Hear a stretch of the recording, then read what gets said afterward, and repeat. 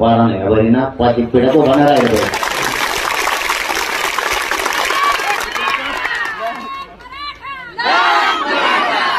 कोणाला पाड़ा की म्हणते कोणाला पाड़ा म्हणते कसं कॅमेरा जोडा नका ते मी टेन्शन मध्ये दिलं त्यांना झोपा येणार ते मला गेल्यात काढील गाडी म्हणजे बारको सर नाही दिसत का त्याच्यामुळे त्यांना येडे आता बी म्हणतो बाबू मला जेव्हा माझ्याकडे आले अर म्हणले हे बेकार कारण आपल्याकडे आलेला मंत्री डबल आलाच नाही माशेवर एकदा जे दुसऱ्या बाजूने अंतरवले जायचं म्हणलं ते म्हणतो कोणत्या राज्यात पाठवलं तिथं पाठवून कारण मी माझ्या जातीशी प्रामाणिक मी त्या समाजाला मायबाप मानला ना तुम्हाला खरं सांगतो त्याची गद्दारी करणारी अवलाद आपली नाही आपण नाही गद्दार करत कारण मी माझं कुटुंब बाजू सारून तुम्हाला मायबाप मानल्या माझं शरीर सुद्धा मला साथ देत नाही तरी रात्रंदिवस मी समाजातले मोठे होत म्हणून फिरतो रात्रंदिवस प्रत्येक वेळी डॉक्टर सांगते तुम्ही आता फिरायचं टाइम बंद करून टाक पण मी नाही थांबत मी कर्नाटकच्या रात्रीपासून जागा आहे रात्री पडत झोपलो 3 वाजता दिल्लीचे पत्रकार आले त्यांनी 4 वाजेले मला त्यांची हिंदी होती मराठी होती दोघांचं सूत्र जोडा त्याला आम्ही काय म्हणतो कळा किंवा मला काय म्हणतो मी एक म्हणलं ते तिसरंच म्हणायचं म्हणजे त्याला मी हिंदीत बोललो ते वर बघायचं याचा अर्थ काय होता आता बराच कळा काय होते मला हिंदी येतच नाही त्यांच्यात आमचा लय वेळ गेला रात्री इकडून तिकडून ते जवळ आज इंग्लिश वर येऊन बसले तिथं मग कवाच जमलेलं नाही आणि ते म्हणजे ऐ त्याचं प्रमाणपत्र निघत आहे ते मला म्हणते दिया गई मी बरं मी याला ते याला आरक्षण दिलं नाही असं द्या तो शहाणा होता काय गेलो यांना समुद्रात तिकडे जहाजात भाडग्या तो केलं काय आम्ही असतो ते नाडानी कार्यक्रम लावला नाही उभारणी आणखी ना ते म्हणते त्यांच्या बसल्यावर मला सांगते बरं त्यांचे लोक ते म्हणते काय रस्त्याने कळा ना मला आणखी कळणारच नाही मला विधानसभेला उतरू द्या मग दाखव का विधानसभेमध्ये मानणार आहे जवळ नाही काय मी राहणारच नाही मी लागते नाही मला यावेळेस मग उभं राहायचं असताना तुम्हाला धोका द्यायला मला सोपवत मला खासदार केलं उभं राहणार एक विपक्ष माझ्या विरोधात उमेदवार द्या नव्हता एक पण आणि एकही जात माझ्या विरोधात नव्हती सगळ्यांनी ठराव केला होता एक मतानं झाला असतो मी खासदार असा माझ्या एक रुपये दिली मला रोज लोकांची गाडीची वाट बघायला ते बी ते डिझेल टाकून दिलं तर खरं नाही मग कार्यक्रमात वाढला म्हणायचं मग ते बी त्याला सांगतो गाडी पाठवून तिच्यात टाकून दे नाही ते शिंगा दारात उभा करून आम्हाला परत बस आपल्या जवळ 800 रुपये मग तोड 2 दिवस भागवतात आयता खासदार झाला तर नाही मग फुकट मी पैसे पगार बी म्हणजे खासदाराला दिल्लीत जायला रेल्वे फुकट विमान फुकट तिथं राहा बंगला आहे आपल्या बायकोन मी दोघं खुशा गुलाबजामू खायला तर ताण होता का लात मारली मी माझ्या जातीसाठी त्या पारावर मला नाही पाहिजे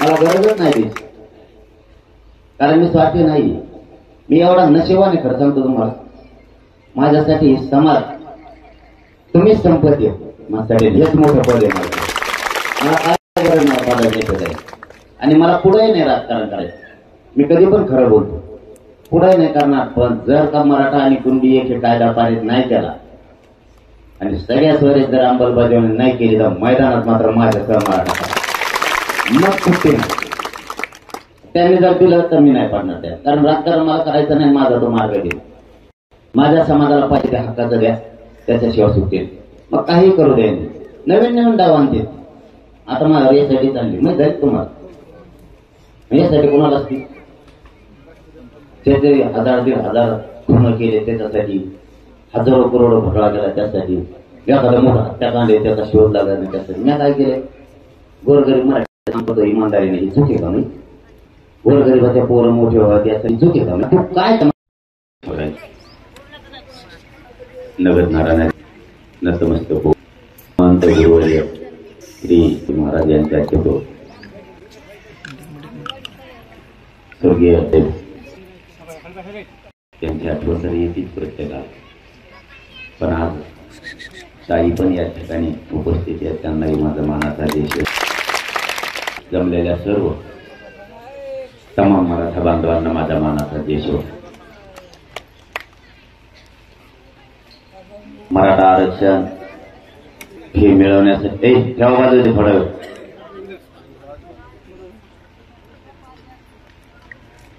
मराठा आरक्षण मिळवण्यासाठी नाही, खरं सांगतो तुम्हाला, त्यात मला याची लाल दिवस गेलेली ती हौस. माझं शेवटचं स्वप्न आहे IPS दर्जाचे अधिकारी माझे लेकर झाले पाहिजे, तहसीलदार कलेक्टर झाले पाहिजे.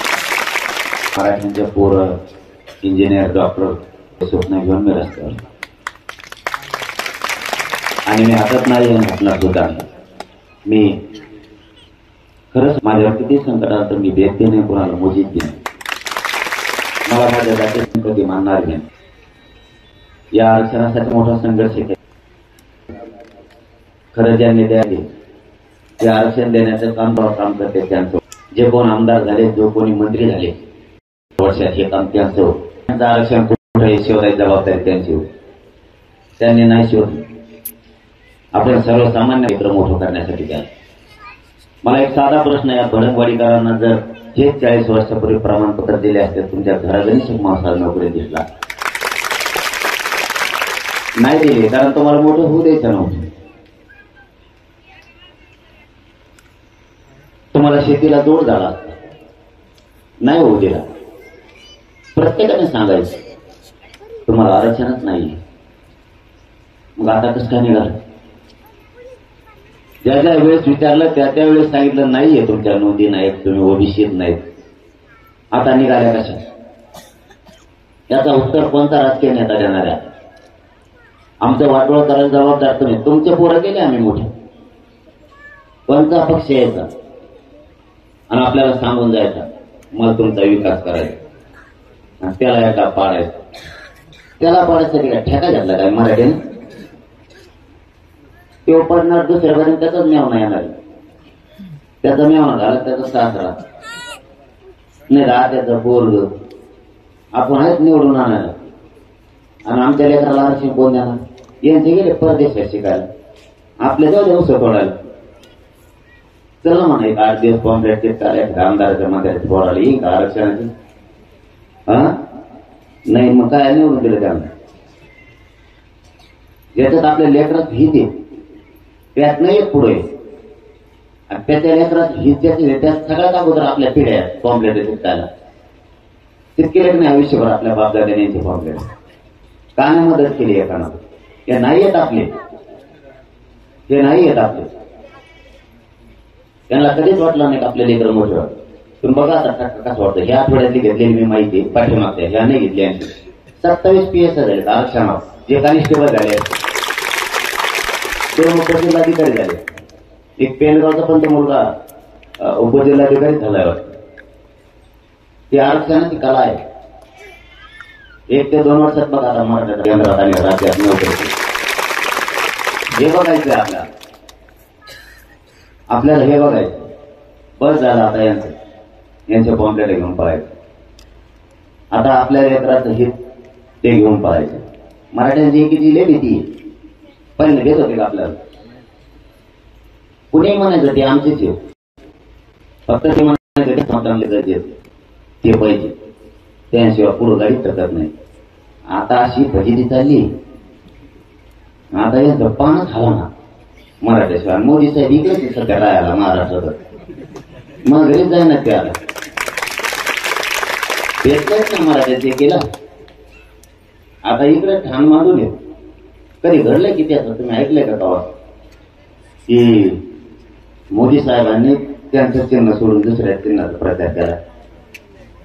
मोदी साहेब त्यांना कोणाचा प्रचार करू राहिला विचारत नाही करत. 88 उमेदवार तिथे आहेत ना मावशी, तुम्हाला सांगतो यांचं काही खरं नाही बघ.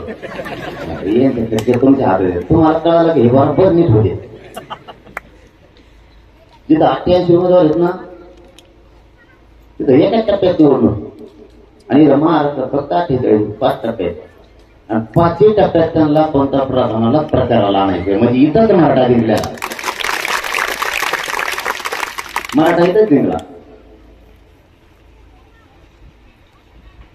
ही वेळ त्यांच्यावरती स्थानिक करण्यात येणे महाराष्ट्रातल्या काही 4-5 जणांनी ज्यांच्यात मराठ्यांचा द्वेष भरलेला आहे त्यांच्या वेळ येतच नव्हती. ते त्यांनी मराठा कधीच भाजपाच्या विरोधात नव्हता. मला जाहीर बोलायची सवय आणि मी लपास का त्यांच्या भाकरी खात नाही. एक तर मला भाकर लागतच नाही. आपल्या आरबी असले तर 2-3 दिवस निघेल. त्यामुळे त्यांची काय गरज पडत नाही मला. एबीपी माझा, उघडा डोळे बघा नीट.